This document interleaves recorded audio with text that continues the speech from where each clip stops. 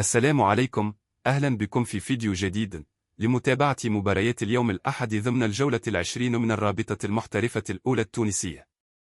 إليكم أبرز مواجهات اليوم، حيث ستنطلق جميع المباريات في تمام الساعة 2 مساء بتوقيت تونس.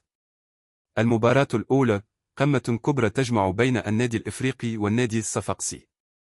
المباراة الثانية تجمع بين النادي البنزرتي واتحاد بن قردان. المباراة الثالثة لقاء نجم المتلو ضد شبيبة العمران. شاركونا في التعليقات بتوقعاتكم الخاصة.